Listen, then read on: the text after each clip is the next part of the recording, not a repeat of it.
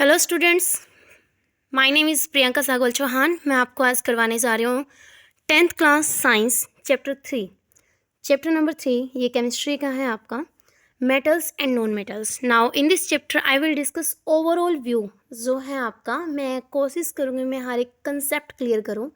आज मैं आपका इस पूरे चैप्टर का रिवीजन करवाऊँगी। मैं कोशिश करूँगी कम से कम टाइम में आपका ये पूरा चैप्टर जो है रिवाइज हो जाए। तो सबसे पहले डिस्कस करते हैं इसके बेसिक कंसेप्ट्स के बारे में। मेटल्स क्या होता है? मेटल्स के बारे में आपने कुछ प्रॉपर्टीज़ आपने कंसिडर की हुई हैं कि आपके पास 10 प्रॉपर्टीज़ हैं मोस्टली। जैसे कि हम किसी भी चीज़ को अगर टच करके देखते हैं तो वो हार्ड फील होती है हमें, मीन्स उसको टच करते हैं तो वो हार्डनेस उसके अंदर जो है, सॉलिड जो फॉर्म है उसकी, तो वो हमें फील होती है। एक तो ये हो गया। उसके बाद हम कह सकते हैं कि वो सॉलिड है तो उसका हाई मेल्टिंग पॉइंट होगा, उसका बॉइलिंग पॉइंट हाई होगा। इस तरह से हम उसको टच करके देख रहे हैं पहले तो। दूसरा हम कह सकते हैं कि वो मेलिएबल है। मेलिएबल मीन्स मैंने मेल्टिंग पॉइंट की बात की है, मेलिएबल पॉइंट मैं यहाँ पे कह सकती हूँ कि मैं उसको क्या करके देख रही हूँ, उसको मेल्ट करके देख रही हूँ। ठीक है। उसको पिघला पिघला के मैं उसको मतलब पीट पीट के उससे कुछ ना कुछ चादरें वगैरह या सीट्स वगैरह बनाने की कोशिश कर सकती हूँ। कोई भी चीज़ अगर सॉलिड है तो हमें सबसे पहले उसकी प्रॉपर्टीज़ देखनी है। हमारी 10 प्रॉपर्टीज़ मैंने काउंट करवाई है। सबसे पहले हार्डनेस, रिजिडिटी, इसी को बोलते हैं, melting point, boiling point, and fifth point जो मैं डिस्कस कर रही हूँ वो मैं कर रही हूँ मेलिएबल। मेलिएबल मीन्स उसको मेल्ट करके उसको उसको पीट पीट के उसको बाय बिटन हम उसको क्या कर सकते हैं, सीड्स में कन्वर्ट कर सकते हैं, उसकी चादरें बनाई जा सकती है। जैसे एल्यूमिनियम की जो आप फाइबर जो है घरों में आजकल लगवाते हैं लोग। उसके बाद हमारा जो है वो डक्टाइल नेचर। नाउ डक्टाइल क्या होता है कि हम किसी भी मेटल को अगर हम उसको हीट करके उससे हम वायर्स में उसको कन्वर्ट कर रहे हैं, उसकी तार बना रहे हैं, उसकी वायर्स बना रहे हैं, so that is known as ductile nature. उसके बाद हम कंसिडर करेंगे सेवन्थ जो नेचर है उसका, good conductor of heat. Good conductor of heat में हम सबसे बेटर एग्जांपल जो लेते हैं वो मरकरी का लेते हैं, पारा लेते हैं। जैसे हम डॉक्टर के पास जा रहे हैं तो आपका जो टेम्परेचर है, बॉडी टेम्परेचर जो है वो मेज़र किया जाता है। उसको हम बोल सकते हैं कि मरकरी को हम क्या बोल सकते हैं, गुड कंडक्टर ऑफ हीट। इस तरह कई मेटल हैं जैसे गुड कंडक्टर ऑफ हीट। हम कोई स्पून ले लेते हैं, कोई स्पून आपने उसको हीट किया और जो अदर हैंड है उसका वो भी आपको क्या हो रहा है, हीट फील हो रहा है वहाँ से। तो ये इस प्रॉपर्टी के आधार पे हम कह सकते हैं कि इसकी सेवन्थ प्रॉपर्टीज़ क्या होगी, good conductor of heat. Next हमने जो भी वायर्स ली हैं, हमारे घरों में इलेक्ट्रिसिटी फ्लो होती है, जितनी भी वायर्स हैं सब मेटल्स की बनी हुई हैं। हम अपना 8th पॉइंट जो है वो इलेक्ट्रिसिटी को कंसिडर कर सकते हैं। इसके अलावा और भी बहुत सारे पॉइंट्स हैं, अगर मैं डिस्कस करने लग जाऊँ तो ज़्यादा लंबी वीडियो बन जाएगी। मुझे यहाँ ओवरऑल आपको बताना है कि मेटल्स क्या होती हैं। मेटल्स जो होती हैं वो मेलेबल होते हैं, डक्टाइल होते हैं, गुड कंडक्टर ऑफ हीट हैं and electricity. They possess high melting point and boiling point. कुछ एग्जांपल्स आप ले सकते हो जैसे कॉपर एल्यूमिनियम आपने ले लिया, यहाँ पे मैग्नीशियम, सिल्वर या गोल्ड आपने ले लिया, एट्सेट्रा। यहाँ पे कुछ एक्सेप्शंस केस बनेंगे। एक्सेप्शंस के अंदर से जो है वो हमारे एमसीक्यूज़ निकलते हैं। एमसीक्यूज़ ही आपको अटकाएंगे, जब भी अटकाएंगे। इस चैप्टर से सबसे ज़्यादा एमसीक्यूज़ बनते हैं। आप ध्यान दीजिएगा बारीक से बारीक पॉइंट पर। सबसे पहला जो हमारा पॉइंट है वो क्या कह रहा है, सबसे पहला हमारा जो पॉइंट कहता है, all metals are solid, all metals are solid but mercury is an exceptional case, this is liquid at room temperature. Second point हमारा क्या है, मर्करी का जो आपका सिंबल है वो आप अच्छी तरह से जानते हैं, Hg। Hg is known as, H capital होगा, G स्मॉल होगा और ये बिल्कुल पास पास होंगे। Hg is known as a mercury and this is the metal which found in liquid form. ये आपका हो जाएगा, आपके 3 ऑप्शन सॉलिड्स में दे देंगे और ये आपका मरकरी का एक 4th ऑप्शन हो जाएगा कि हाँ आपका कौन सा जो है वो लिक्विड फॉर्म में पाया जाता है। सेकंड जो पॉइंट है हमारा, वो हमारा पॉइंट बनता है, सेकंड पॉइंट हमारा है, metals have high melting and boiling point but gallium and caesium, gallium and caesium, gallium का जो सिंबल है वो Ga और सीजियम का जो सिंबल है Ce। सो यहाँ पे ये दो ऐसे मेटल है जिसको आप अपने पाम पे या हथेली पे रखते हो, सो वो एकदम से मेल्ट हो जाता है, क्योंकि इनका जो मेल्टिंग एंड बॉइलिंग पॉइंट होता है वो 27 अप्रोक्स होता है। दैट मीन्स ये 30 से भी नीचे है, लेकिन आपका जो ह्यूमन बॉडी का जो टेम्परेचर है वो 37 के आसपास है, 37 पॉइंट या 36 पॉइंट एट समथिंग। नाउ आपका टेम्परेचर जो है वो इसके लिए बहुत ज़्यादा हाई हो जाता है, सो ये आपके पाम पे रखते ही ये क्या हो जाएंगे, ये मेल्ट हो जाएंगे। उसके बाद हम देखते हैं कि इसके बारे में क्या लिखा है। जो मेटल्स हैं have high melting and boiling point, but gallium and caesium have very low melting point. इन दोनों का क्या होता है, लो मेल्टिंग पॉइंट होता है। These two metals will melt if you keep them on your palm. ये दोनों के दोनों मेटल्स जो होंगे वो मेल्ट कर जाएंगे जैसे आप उसको आप अपनी हथेली पे रखोगे। एक्चुअली मैं इस वीडियो को बहुत जल्दी जल्दी बना रही हूँ क्योंकि इतना टाइम मेरे पास दिन में नहीं था। सो आप देख भी सकते हैं रात के 10 o'clock आस अप्रोक्स हो चुके हैं। मैं कोशिश कर रही हूँ कि मैं इसको अच्छे से आपको समझा पाऊँ। हाँ जी, सो हमारा जो थर्ड पॉइंट बनता है वो थर्ड पॉइंट हमारा ये है कि अल्कली मेटल, अल्कली मेटल की जो फर्स्ट सीरीज़ है वो मैंने आपको सिखाई हुई है ली, ना, की, रूबी, से, फ्रेंडशिप। सो इसकी आपकी ट्रिक है कि हेलिना की जो है रूबी से फ्रेंडशिप। ये सारे के सारे आपके अल्कली मेटल्स हैं। सो अल्कली मेटल्स में आप देख सकते हो कि alkali metal like lithium, sodium and potassium. Hydrogen तो आपका गैस है, lithium, sodium and potassium are soft. ये जो होते हैं सॉफ्ट होते हैं and can be easily cut with knife. इनको ईजली कट किया जा सकता है with the help of knife. वैसे आप जैसे आयरन ले लीजिए या एल्यूमिनियम ले लीजिए, इनको आप आसानी से जो है नाइफ की हेल्प से कट नहीं कर सकते, बट ये तीन ऐसे मेटल हैं एक्सेप्शन में जो बहुत ज़्यादा सॉफ्ट होते हैं और ईजिली कट हो सकते हैं with the help of knife. और एक अदर क्वालिटी और है, इनकी लो डेंसिटी होती है, low melting and low melting point होता है। लो डेंसिटी का मतलब है जैसे हम सोडियम को वाटर के अंदर डालते हैं, एक्सप्लोजिव नेचर तो है सोडियम का, बट वो साथ ही साथ उसकी डेंसिटी कम होने की वजह से वो फ्लोट करता है पानी के ऊपर, वाटर के ऊपर। So now this is an exceptional case. Next point जो है मेरे पास वो है नॉन मेटल। सो मेटल्स के बारे में आपने कुछ क्वेश्चंस देखे, एक तो मरकरी का। ओके, मेटल्स के बारे में बहुत सारे क्वेश्चंस बनते हैं, जैसे कि गुड कंडक्टर ऑफ, जैसे ऐसा कोई नॉन मेटल बताओ, वो अगले केस में आएगा कि जो कि क्या है, गुड कंडक्टर ऑफ इलेक्ट्रिसिटी है, या कुछ ऐसा कोई ऐसा मेटल जो क्या है पुअर कंडक्टर ऑफ हीट है। पुअर कंडक्टर ऑफ हीट में आ जाएगा आपके पास एग्जांपल आपका लेड जो है वो पुअर कंडक्टर ऑफ हीट है। उसके बाद आपको नॉन मेटल्स के बारे में थोड़ा सा हम यहाँ पे डिस्कस कर लेते हैं। जो क्वेश्चन आते रहेंगे, जो भी क्वेश्चन आपके पहले आए हैं वो मैं आपके साथ साथ डिस्कस करती रहूँगी।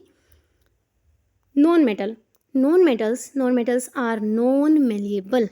ये नॉन मेटल्स जो होते हैं मोस्टली आपकी गैसेज होती हैं, जैसे कि आपकी ऑक्सीजन, नाइट्रोजन, सल्फर, इस तरह से आपकी जो है मोस्टली गैसेज हैं, जैसे फ्लोरीन। जितने भी आपके पीरियोडिक टेबल में on your right hand side above the periodic table, that is known as almost non metal. So now यहाँ पे हम डिस्कस करते हैं, क्या डिस्कस कर रहे हैं हम। नॉन मेटल आर क्या होते हैं, मेलिएबल, नॉन मेलिएबल होते हैं, नॉन डक्टाइल होते हैं, बैड कंडक्टर ऑफ हीट हैं, एंड इलेक्ट्रिसिटी भी बैड कंडक्टर हैं।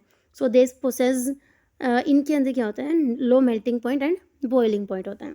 एग्जाम्पल के लिए इन्होंने कहा carbon, sulphur, phosphorus, nitrogen and oxygen etcetera. अब एक्सेप्शनल में कौन कौन से क्वेश्चन बनते हैं इनके नॉन मेटल्स के। नॉन मेटल्स जो होते हैं जनरली सॉलिड हैं, गैसेस हैं, सॉलिड हैं या फिर गैसेस हैं, कुछ सॉलिड हैं और कुछ गैसेस हैं, एक्सेप्ट ब्रोमीन। ब्रोमीन क्या है आपका, लिक्विड है। अब सॉलिड की बात की इन्होंने तो आपका कार्बन ऐसा है जो आपका क्या है, सॉलिड है, जैसे डायमंड, ग्रेफाइट और फुलरेंस। ये इसके 3 एलोट्रॉप हैं, लेकिन कार्बन फिर भी आपका नॉन मेटल है और वो सॉलिड फॉर्म में पाया जाता है। ऐसे बहुत सारी चीज़ें हैं, बहुत सारे मेटल्स हैं, लेकिन यहाँ पे आपका एक लिक्विड जो है वो आपका ब्रोमीन है, और ब्रोमीन का सिंबल आपको कई बार ऑप्शंस में दे देंगे। सो BR हमेशा याद रखना, जितने भी पीरियोडिक टेबल का सिंबल हैं उनका जो फर्स्ट लेटर है वो कैपिटल होगा और जो सेकंड लेटर है वो स्मॉल होगा। यहाँ पे देखते हैं, ये आपका एक केस हो गया कि आपका जो ब्रोमीन है वो लिक्विड होगा। सेकंड आपका जो है आयोडीन, आयोडीन के अंदर क्या है, लस्टर है। नॉन मेटल है लेकिन लस्टर है। मोस्टली मेटल्स आपके लस्टर्स होते हैं, उनके अंदर प्रॉपर्टी होती है लस्टर्स की। हाँ, उस टाइम मैं कह रही थी कि बहुत सारी प्रॉपर्टीज़ हैं मेटल्स में। हमारी जो 9th प्रॉपर्टी होगी वो लस्टर्स होगी, और एक 10th जो प्रॉपर्टी होगी, 10वीं जो प्रॉपर्टी होगी वो होगी उसके सोनोरस वाली। सोनोरस मीन्स सोनोरसिटी मीन्स उसकी साउंड। आप किसी भी मेटल्स को ऐसे टक टक करके देखते हैं तो आवाज़ बहुत अच्छी आती है। सो उनका सोनोरस एंड लस्टर्स आपका 9th एंड 10th प्रॉपर्टी मैंने आपके काउंट करवा दी। सो 10 प्रॉपर्टी ऐसी हैं कि वो जो 10 आपकी प्रॉपर्टीज़ होंगी, जिनमें होंगी वो मेटल होंगे, जिनमें नहीं होंगी वो नॉन मेटल होंगे। यहाँ पे हम बात करते हैं डायमंड की। अब डायमंड के बारे में क्या एक्सेप्शन है कि डायमंड वैसे तो कार्बन का ही एलोट्रॉप है। कार्बन की 3 एलोट्रॉप्स हैं, एक तो डायमंड, एक ग्रेफाइट और एक फुलरीन। ये 3 आपके एलोट्रॉप्स हैं डायमंड उसके कार्बन के। बट इनमें सबसे ज़्यादा हार्डेस्ट है तो ये नॉन मेटल है, लेकिन इनमें ज़्यादा सबसे ज़्यादा हार्डेस्ट कौन सा है, वो है आपका डायमंड। सो ये आपका एक्सेप्शन हो गया। उसके बाद आपका इसी में अगर हम काउंट करें, सो वैसे तो मोस्टली मेटल्स आपके गुड कंडक्टर ऑफ क्या होते हैं, इलेक्ट्रिसिटी होते हैं, लेकिन ग्रेफाइट एक ऐसा है जिसके अंदर क्या होते हैं, गुड कंडक्टर ऑफ इलेक्ट्रिसिटी है ये नॉन मेटल। ओके, ये आपके कुछ क्वेश्चंस हो गए। इन क्वेश्चंस में से पक्का एक क्वेश्चन आता ही आता है, कहीं पे भी आ जाए आपका। अब मैं बात करूँगी मेटलोइड क्या होता है, जिसके अंदर मेटल का भी करेक्टर होता है, नॉन मेटल का करेक्टर भी होता है। इसी में से मोस्टली क्वेश्चन उठा लेते हैं एग्जामिनर, क्योंकि बच्चों को मेटल और नॉन मेटल की तो नॉलेज हो जाती है, बट इनकी तरफ जो है बच्चा ध्यान नहीं देता। सो ये आपके हैं सिलिकॉन, जर्मेनियम, आर्सेनिक, एसपी और एंड टेलोरियम। इसके बाद हम डिस्कस करते हैं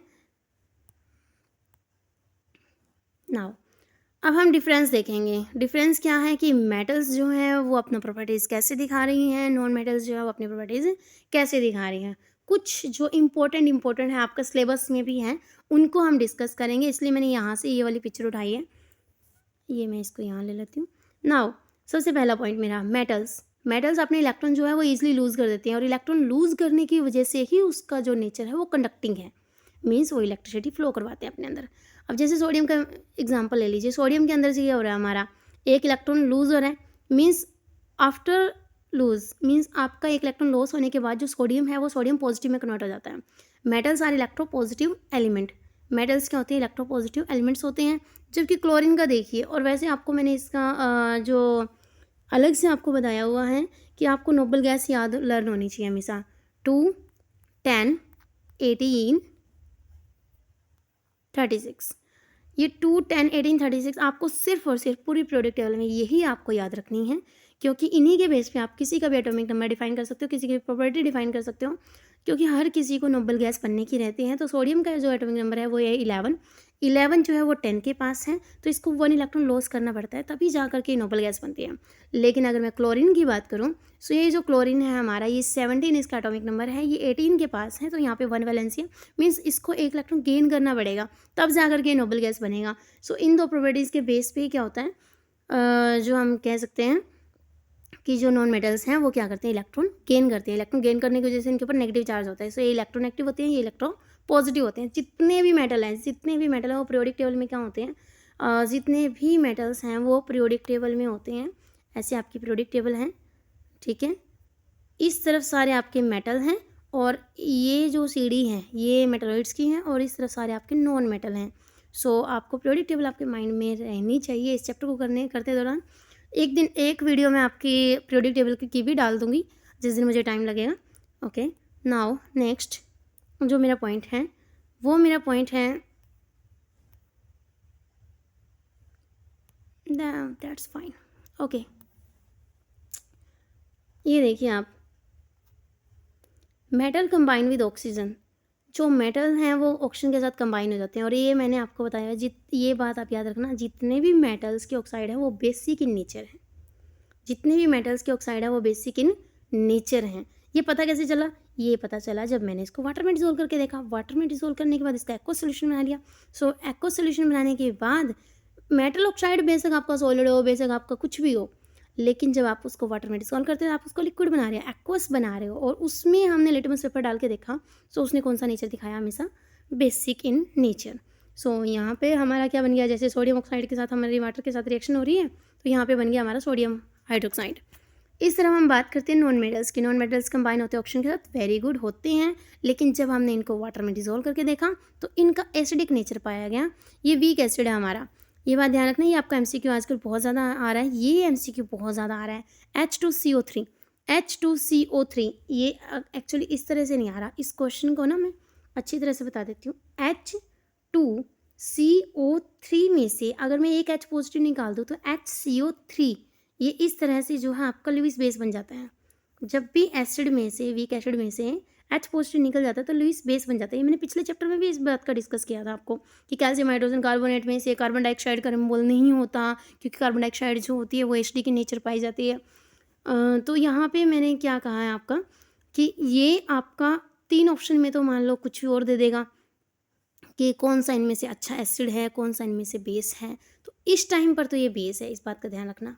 लेकिन उससे पहले ये क्या था, एसिड था। ये वीक एसिड है। ये आपका एक क्वेश्चन हो गया आपका, अपनी नोटबुक में आप नोट कर लीजिएगा, ठीक है। ये आपका वीक एसिड है। वीक एसिड में से जब H पॉजिटिव का रिमूवल हुआ तो क्या हमें क्या मिला, HCO3 नेगेटिव। ये आपको क्या मिल गया, बेस मिल गया। अब यहाँ पे एसिडिक ऑक्साइड मैं बात कर रही हूँ कि ये नॉन मेटल्स के ऑक्साइड तो एसिडिक ऑक्साइड होते हैं, मेटल्स के ऑक्साइड हमारे बेसिक ऑक्साइड होते हैं। इनका पता कैसे चला, हमने इनके वाटर के साथ रिएक्शन करवाई, बस सिंपल सा, इजी है। अब कुछ और रिएक्शन हम डिस्कस कर लेते हैं, चलो। जैसे ऑक्सीडेशन, ऑक्सीडेशन हम किसकी करवा के देख रहे हैं, ऑक्सीडेशन हम करवा के देखते हैं सोडियम की, पोटाशियम की। ओके, ऑक्सीडेशन का मतलब है इनको हम ऑक्सीजन की प्रेजेंस पे लेकर आ रहे हैं। क्या ये बर्न करेंगे? जी हाँ, बिल्कुल। अगर मैं सोडियम को केरोसिन ऑयल में उसको हम डुबो के रखते हैं, अगर उसको हम निकालते हैं बाहर, सो वो क्या हो सकता है, आपके हाथ पे अगर स्किन पे कहीं लग जाए तो वहाँ पे ऑक्सीडाइज हो जाता है। ऑक्सीडाइज होकर के क्या हो जाता है उसका, हमारा जो हाथ है वो थोड़ा सा बर्न करने लगता है, हमें खुद फील होता है कि हाँ। और वैसे भी आप सोडियम को पानी में डालते हो, जैसे ही वाटर में डालते हो, एक्सप्लोजिव इन नेचर है, सो ये catch fire in oxygen. To prevent oxygen, इसके लिए हम उसको क्या करते हैं, केरोसिन के ऑयल में उसको आपको इमर्ज्ड करके रखते हैं। ये आपका एक क्वेश्चन बहुत पुराना हो गया, ये क्वेश्चन अब आजकल नहीं पूछा जा रहा, ये क्वेश्चन काफ़ी पुराना हो चुका है आपका। नेक्स्ट में अगर मैं इसी की प्रॉपर्टीज सारी डिस्कस कर लेती हूँ, अगर मैं अगली प्रॉपर्टीज की डिस्कस करूँ, so the surface of the metal like magnesium, aluminium, zinc, lead, इन सब ये सब ऑक्सीडेशन करते हैं। मीन्स सब के सब जितने भी मेटल है ना, सब ऑक्सीडाइज हो जाते हैं। सब ऑक्सीडाइज होकर के मैग्नीशियम ऑक्साइड, एल्यूमिनियम ऑक्साइड, इस तरह की उनकी जो है ऑक्साइड्स बन जाती हैं। लेकिन इसको प्रिवेंट कैसे करें, इसको प्रिवेंट करने के लिए हम क्या करते हैं, हम उसके ऊपर ऑक्साइड्स की, जैसे इन्होंने कहा कि इनको प्रिवेंट करने के लिए हम आगे फर्दर हम और भी कई सारे प्रिवेंटिंग मेथड है, ग्रीस, ऑयल पेंटिंग या गैल्वेनाइजेशन वगैरह या फिर कुछ और। अब यहाँ पे हम क्या बात करें, surface of the metal like magnesium, aluminium and zinc, lead are covered with a thin layer of these oxides, कि पहले तो इनके ऊपर एक ऑक्साइड की लेयर चढ़ जाती है, जैसे magnesium oxide, aluminium Al2O3, zinc oxide ZnO, ये जो है आपके ऑक्साइड के लेयर्स इनके ऊपर आ जाते हैं। सो उसके बाद ये फर्दर ऑक्सीडेशन, ये क्वेश्चन आपका पूछा जा रहा है कि नो फर्दर ऑक्सीडेशन, कि जब उनके ऊपर ऑक्साइड की एक लेयर आ जाती है सो क्या उसकी फर्दर ऑक्सीडेशन होगी। सो यहाँ पे आपका आंसर आएगा नो, नो फर्दर ऑक्सीडेशन उनकी नहीं होती, क्योंकि एक बार मेटल अपना रिएक्ट कर चुका है। नेक्स्ट हमारा जो क्वेश्चन है उसके बाद magnesium, magnesium on heating burn forming magnesium oxide. Magnesium का तो आप क्या करते हो, एक रिबन लेते हो। ये भी पूछा गया है क्वेश्चन, अभी फिलहाल 1-2 साल पहले पूछा गया है ये क्वेश्चन कि मैग्नीशियम का जो रिबन हमने लिया, मीन्स वो सॉलिड फॉर्म में, एक इस तरह का एक क्वेश्चन आया था। बहुत ही ईजी सा क्वेश्चन था, बट थोड़ा सा फजलिंग लैंग्वेज में दिया हुआ था। ऑप्शंस में उन्होंने मैग्नीशियम लिक्विड, ऑप्शन में मैग्नीशियम सॉलिड, इस तरह से दिया हुआ था। अब जिसको ये पता है ना, उसने मैग्नीशियम रिबन को जलाया, तो मैग्नीशियम रिबन क्या है, सॉलिड है। तो क्वेश्चन ये था। उसके बाद उन्होंने इसी में क्वेश्चन घुमा करके क्या पूछा कि आपको उसके बाद क्या मिलता है, रेजिड्यू मिलते हैं, पीपीटी मिलते हैं, ऐश मिलती है या नथिंग। आपको मैग्नीशियम की ऑक्सीडेशन होने के बाद ऐश मिलती है, वहाँ पे ऑप्शन ध्यान रखना, ऐश आपको राख मिलती है, आपको पीपीटी नहीं मिलते। पीपीटी तो हमारी केमिकल रिएक्शन के परिणाम स्वरूप जो रिजल्ट प्रोडक्ट यील्ड जो आती है हमारी, वो होती है, वो तो सोल्यूशन के अंदर बनती है।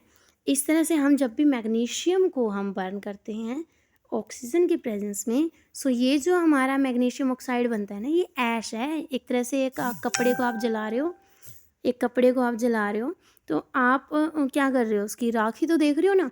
तो यहाँ पे भी मैग्नीशियम रिबन को जब जला रहे हो तो वहाँ पे ऐश आपको मिलती है। ये ऑप्शन में ये अभी 1-2 साल पहले ये क्वेश्चन आया था। सो इस क्वेश्चन का ध्यान रखना आप। नेक्स्ट क्वेश्चन क्या बन सकता है हमारा यहाँ देखते हैं। चलिए, copper on heating become copper. आप अपनी तांबे की अंगूठी ले लीजिए, उसको इमेजिन कर लीजिए आप, परमानेंट आपके मेमोरी में रहेगा कि आपने सीखा क्या है आज। Copper on heating become coated with black colored copper oxide on heating। जब भी आप तांबे की अपनी अंगूठी लो या तांबे का कोई बर्तन ले लो, उसको आप जब जलाओगे, उसको गर्म करोगे, उसको जब आप गर्म करोगे, जल के उसकी राख तो बनने से रही कॉपर की। कोई आपकी अंगूठी है, अब उसको आप ऐसे ही डाल दोगे चूल्हे में या किसी भी स्टोव पे, तो उसकी राख तो नहीं बनेगी ना। उसको क्या करेगा, वो सिर्फ हीट कर सकता है, इससे ज़्यादा नहीं। इतना हाई टेम्परेचर नहीं होता हमारे आसपास सराउंडिंग में कि वो कॉपर को मेल्ट कर दे। ठीक है, तो यहाँ पे कॉपर क्या है, on heating become coated with black colour चढ़ जाएगा, मीन्स आपकी जो अंगूठी है वो ब्लैक कलर की हो जाएगी। तो ये पूछते हैं MCQ में कौन सा ऑप्शन ठीक है। Cu2O, Cus, आपको 4 ऑप्शन दे रही हूँ मैं, Cus, Cu2O या Cuo, इस तरह से CuCl, इस तरह से वो 4 ऑप्शन जानबूझ के बनाएगा। आपका जो ऑप्शन होगा वो कॉपर ऑक्साइड होगा। एक और थिंग मैं आपको यहाँ पे बताना चाहती हूँ, जैसे आपका Cu2 पॉजिटिव, Cu2 पॉजिटिव या फिर आपका Cu पॉजिटिव, इसी तरह से Fe2 पॉजिटिव और Fe3 पॉजिटिव। याद रखना ये फेरिक है, Cu2 पॉजिटिव भी फेरिक है, ये क्यूप्रिक है। कॉपर क्यूप्रिक होता है ज़्यादा ऑक्सीडेशन स्टेट में, और आयरन फेरिक होता है। यहाँ पे ये क्यूप्रस है, अगर इसकी +1 ऑक्सीडेशन स्टेट निकलती ना तो ये क्यूप्रस और ये फेरस है। यहाँ पे हमारी जो ऑक्सीडेशन स्टेट आ रही है ना, वो मैं आपको बता देती हूँ। अगर हम ऑक्सीडेशन नंबर निकाल के देखें, सो यहाँ पे 2 नेगेटिव होता है। 2 नेगेटिव क्यों है, ऑक्सीजन का एटॉमिक नंबर 8 किस नोबल गैस के पास है, 10 के पास। सो 10 के पास होने की वजह से इसकी वैलेंसी 2 होती है, सो 2 नेगेटिव हो गया। लेने पड़ेंगे ना 8 से 10 लेने पड़ेंगे, तो 2 नेगेटिव होगा। इस 2 नेगेटिव को देख के इस पर 2 पॉजिटिव आ गया। वैसे तो मैं इसको हर बार बोलने की कोशिश कर रही थी, cupric oxide. Now this is sulph. जब ये साल्ट बनता है ना, तब बनते हैं क्यूप्रिक एंड क्यूप्रस। अभी ये साल्ट नहीं है, अभी ये ऑक्साइड है जस्ट। सो यहाँ पे जस्ट ऑक्साइड की फॉर्म में है, दैट्स वाई हम यहाँ इसको क्या बोल रहे हैं, कॉपर ऑक्साइड बोल रहे हैं, सिंपल। क्योंकि कॉपर ने केमिकली उसके साथ रिएक्ट नहीं किया इतना ज़्यादा। ठीक है, तो सरफेस पे उसके जो होगी है वो ब्लैक कोटिंग हो गई है। सो ब्लैक कोटिंग सरफेस पे हुई है, ये फिजिकल फिनोमिना है, नॉट अ केमिकल फिनोमिना। तो यहाँ पे क्या हो गया, ये कॉपर ऑक्साइड, ये आपका ऑप्शन में मैच कर लेना। नेक्स्ट क्वेश्चन जो मेरा बनता है, अब मैं डीपली समझाने के चक्कर में मेरी वीडियो लंबी हो रही है। Silver and gold do not react with oxygen. आपका जो सोना चांदी है हमारी दादी माँ के टाइम से रखा हुआ है संदूक में, तो वो जो है वो हमारा क्या नहीं हो रहा, ऐसे का ऐसा पड़ा है, ऐसे का ऐसा सोना है, जो भी है वो क्या क्यों पड़े हैं वही वो ऐसे, क्योंकि वो ऑक्सीजन के साथ रिएक्ट नहीं करते। इन्वायरमेंट में जो ऑक्सीजन है ना हमारी, उसके साथ वो ऑक्सीडाइज नहीं होते। सो आप अपनी दादी अम्मा के जितने भी जवाहरात हैं, जेवर हैं, उनको एक दो बार बैठ के उनके पास देख लिया करो, क्या वो ब्लैक पड़ गए हैं या नहीं पड़ गए हैं। और जो ब्लैक पड़ गया है ना, फिर दादी को बताना कि हाँ ये वाला ना नकली सोना दिया है आपको सुनार ने आपके ज़माने में। ओके, और आपने कर लिया 10th पास है, तो 10th पास वाले बच्चों को पता होता है कि हाँ ये जो है सिल्वर गोल्ड जो है वो अपना रिएक्ट नहीं करते हैं। उसके बाद मैं थोड़ा सा, अब यहाँ से क्वेश्चन निकल गए आपके, यहाँ पे मैं अगले क्वेश्चन डिस्कस कर रही हूँ। CO2 and SO2 are acidic oxide turn blue litmus red. देखो ये तो मैंने पहले ही बता दिया था, जितने भी आपके नॉन मेटल्स हैं वो क्या बनाएंगे, ऑक्साइड बनाएंगे। जैसे CO2 बना दिया, अब इसको मैं अगर वाटर में डिसोल्व करूँ, अभी थोड़ी देर पहले हमने रिएक्शन की है, ये क्या बनेगा, H2CO3। अब इसमें मैंने ब्लू लिटमस डाला, क्या डाला मैंने, ब्लू लिटमस डालने का मतलब है मेरा BAR, ये मैंने आपको ट्रिक करवाई हुई है। BAR ब्लू लिटमस जो है वो मेरा क्या हो जाएगा, मैं कलर चेंज करना चाह रही हूँ। ओके, ब्लू लिटमस जो है वो एसिड में रेड हो जाएगा। इसने यही तो बोला है कि ब्लू लिटमस आपका क्या हो गया, रेड हो गया, एसिडिक ऑक्साइड थे ये। बस ये आपको नॉलेज होनी चाहिए। नेक्स्ट आपका सेकंड पॉइंट जो है यहाँ पे वो क्या है,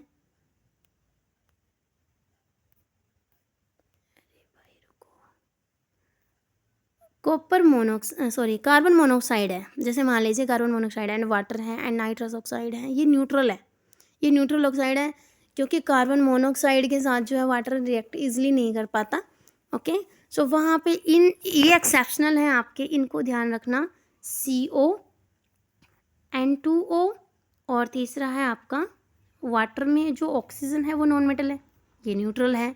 N2O नॉन मेटल ऑक्साइड है, जो दोनों के दोनों नॉन मेटल है, तो ये भी आपका क्या है, न्यूट्रल है। कार्बन मोनोऑक्साइड भी क्या है आपका, न्यूट्रल है। चलो नेक्स्ट हमारा पॉइंट जो है,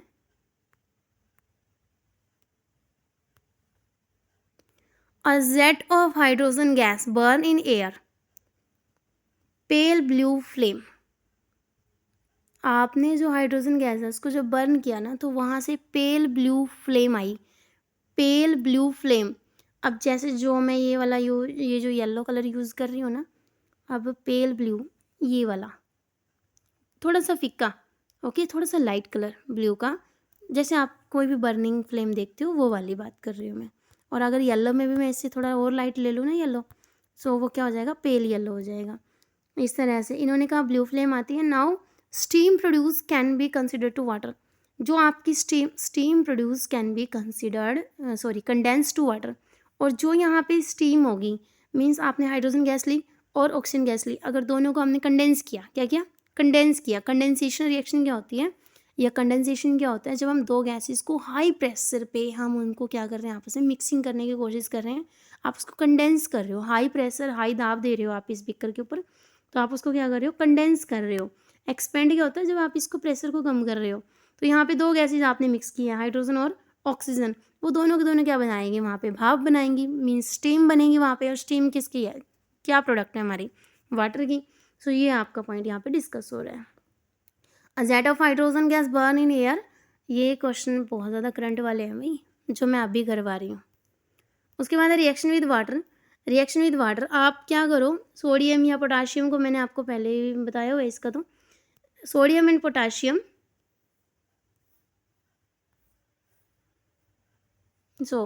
यहाँ पे मैंने क्या लिया है, सोडियम एंड पोटाशियम को जैसे मैंने वाटर के अंदर डाला तो एक्सप्लोजिव नेचर क्योंकि वहाँ पे कौन सी गैस निकली है हमारी, हाइड्रोजन गैस निकली है। Magnesium react with hot water, तो मैग्नीशियम रिएक्ट करता है हॉट वाटर के साथ, मैग्नीशियम हाइड्रोक्साइड मिलेगा यहाँ पे, और यहाँ पे कौन सी गैस निकल रही है, हाइड्रोजन गैस निकल रही है।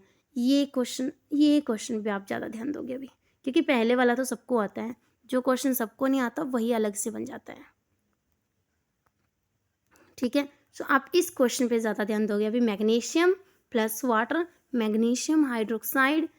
ओके, वैसे भी आप ऑटोमेटिकली अपनी नॉलेज कॉमन सेंस का यूज़ करो। यहाँ पे ऑक्सीजन है, इसमें पहले तो वो ऑक्सीजन के साथ रिएक्ट करने की कोशिश करेगा, ऑक्सीडाइज कर रहा है वाटर उसको थोड़ा सा, फिर उसके साथ क्या हो जाएगा, मैग्नीशियम हाइड्रोक्साइड। आपको पता है मैग्नीशियम ऑक्साइड को भी जब मैं वाटर के अंदर डिजोल्व कर रही थी तो क्या कौन सा नेचर दिखा रहा था, ये मेटल का ऑक्साइड है। मेटल के oxide mostly basic in nature होते हैं।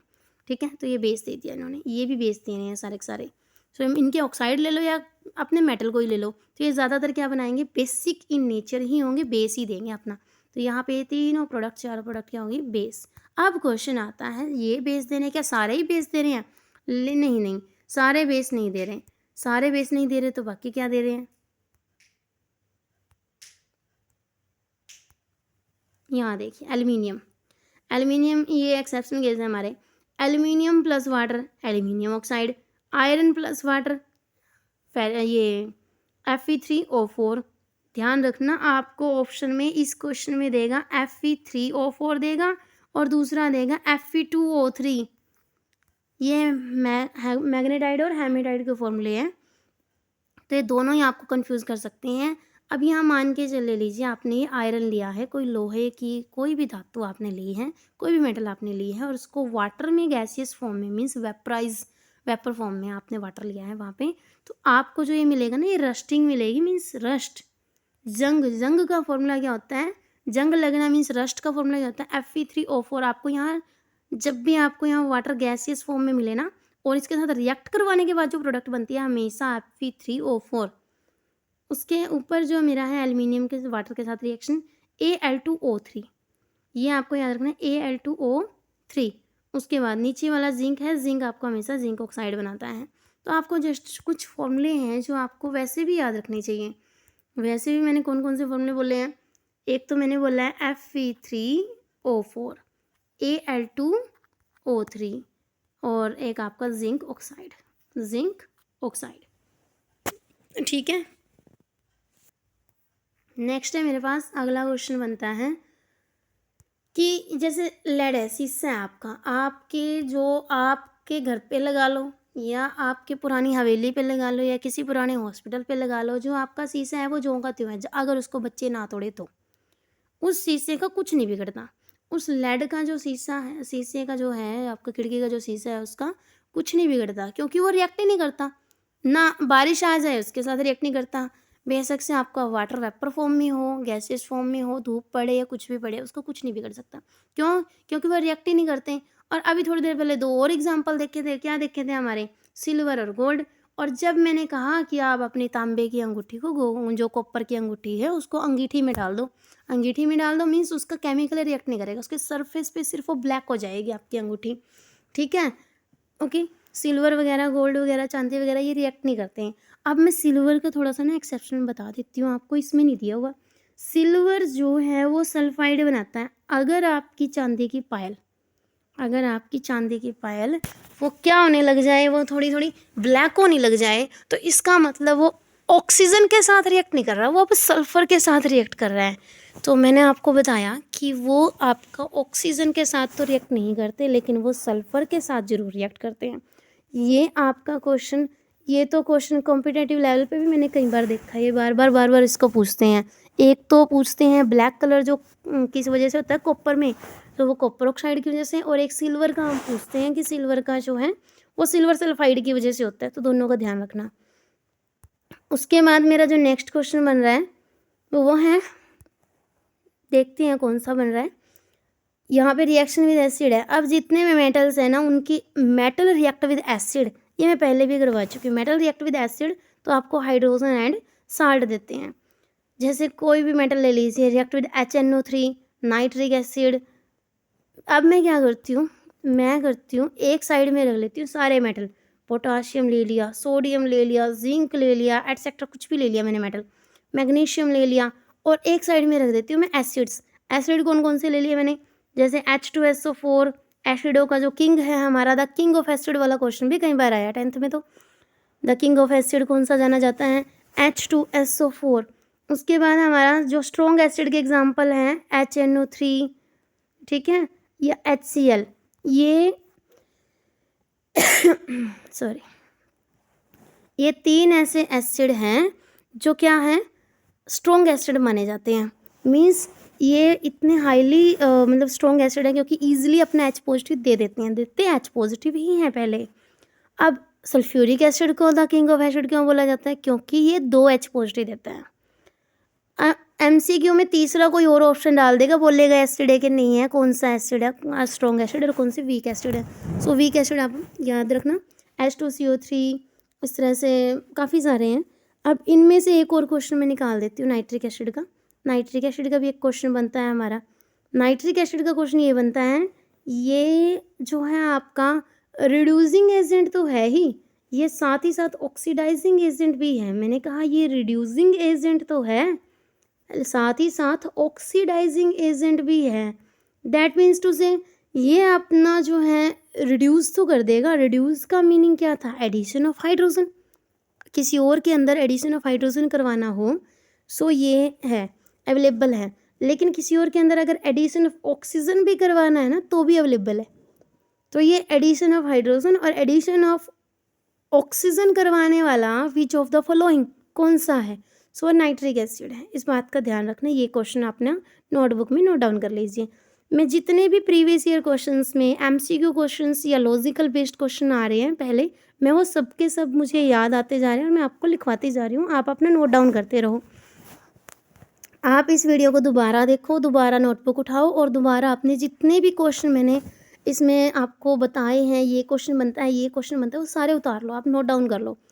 मैं गारंटी दे रही हूँ इनसे बाहर तो क्वेश्चन आएंगे ही नहीं। आप कोई गैस पेपर या कुछ भी पढ़ोगे तो आपको वहाँ सामने दिखेंगे और उस क्वेश्चन को आप इजीली सोल्व कर पाओगे।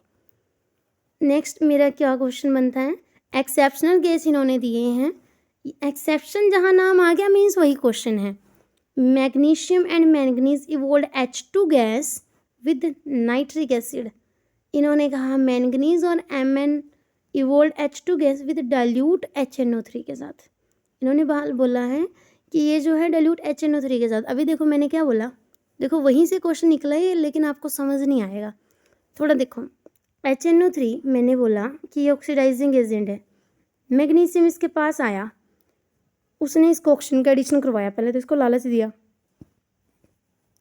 अब इन्होंने यहाँ वर्ड यूज़ किया डाइल्यूट।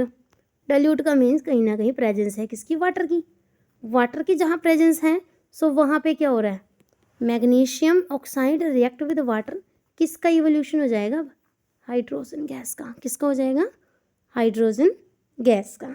तो इस बात का ध्यान रखिएगा कि इसके अंदर से ऑक्सीजन तो मैग्नीशियम खुद ले लेगा, ये वाटर के साथ रिएक्ट करके बेस बन जाएगा, ठीक है, लेकिन किसका इवोल्यूशन होगा, हाइड्रोजन गैस का होगा। अभी थोड़ी देर पहले तो आपने की कि जितने भी हैं ये क्या करेंगे, ये जितने भी मेटल हैं, ये जितने भी मेटल हैं ये वाटर के साथ रिएक्ट करके बेस बनाएंगे, लेकिन साथ में कौन सी गैस निकालेंगे, हाइड्रोजन गैस।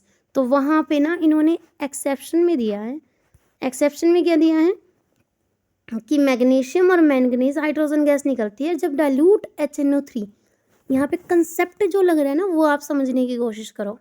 कंसेप्ट ये लग रहा है डाइल्यूट मीन्स वाटर है, वहाँ पे डाइल्यूट मीन्स वाटर है वहाँ पे।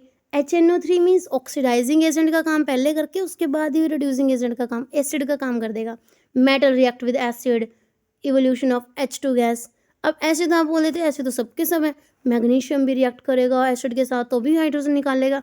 नहीं भाई, इसने एक्सेप्शन इसीलिए बोला है क्योंकि यहाँ पे पहले ऑक्सीडेशन होती है उसके बाद रिडक्शन होती है, दैट्स वाई।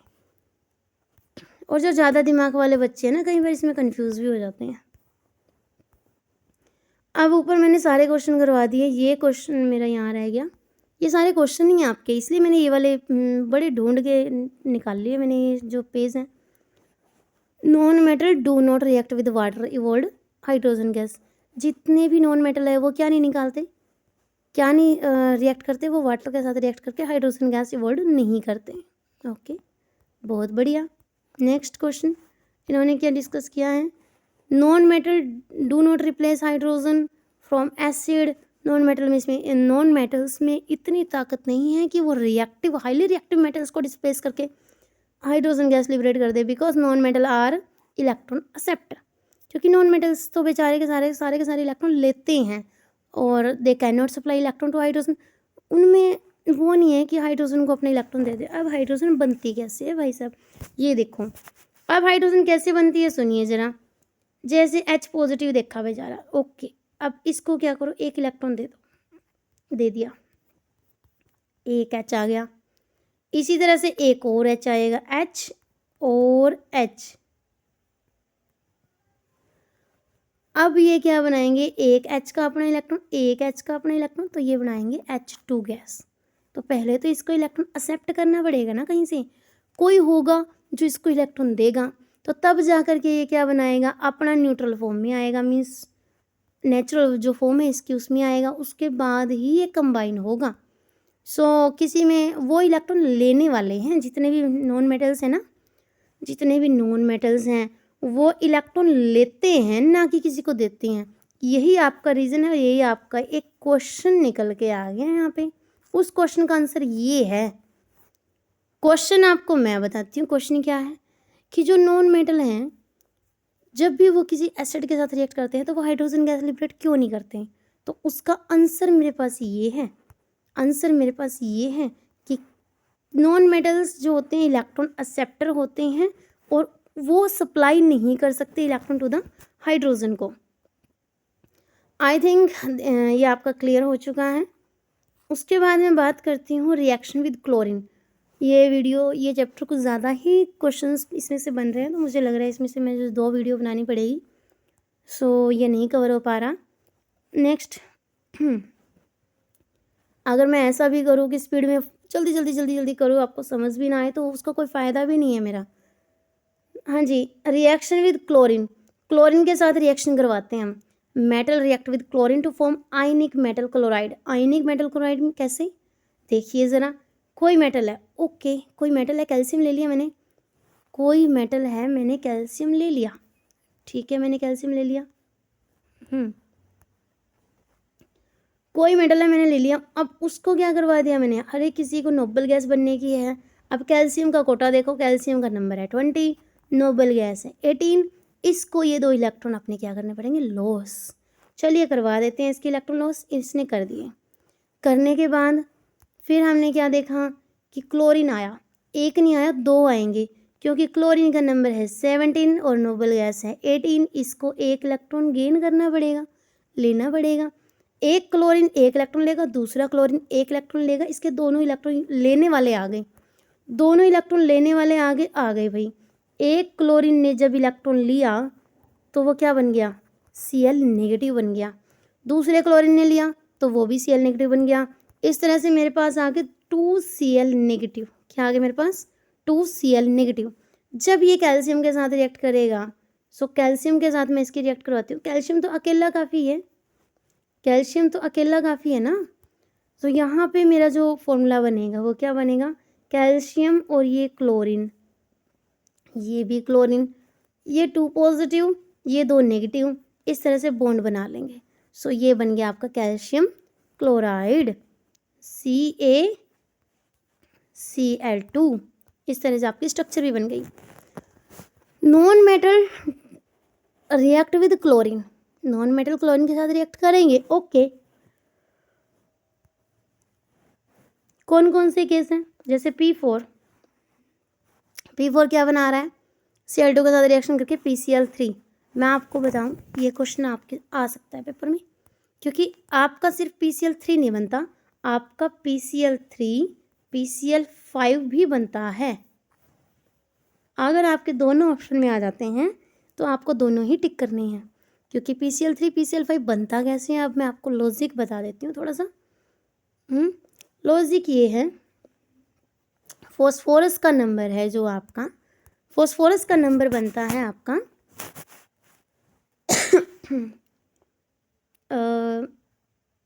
अली से पंडित, ये आ गया 15 नंबर, कितना आ गया 15 नंबर। 15 नंबर को नोबल गैस से डिस्टेंस देखो, ओके। चलिए 3 तो बन गए, चलो अच्छी बात है, PCl3 बन गए, लेकिन ये बनेंगे PCl5 भी बनेंगे, कैसे बनेंगे, इधर नोबल गैस कौन सी है 10, तो ये 5 अपने दे भी सकता है और 3 ले भी सकता है। सो दैट्स वाई आपके लेवल पे इतना ही काफ़ी है समझाने के लिए इस बात को कि PCl3 भी बना सकता है, PCl5 भी बना सकता है। लास्ट रिएक्शन है ये मेरी इसके साथ करने के लिए, हाइड्रोजन के साथ क्या सोडियम मेटल जो हैं बाकी मेटल रिएक्ट करते हैं, हाँ जी।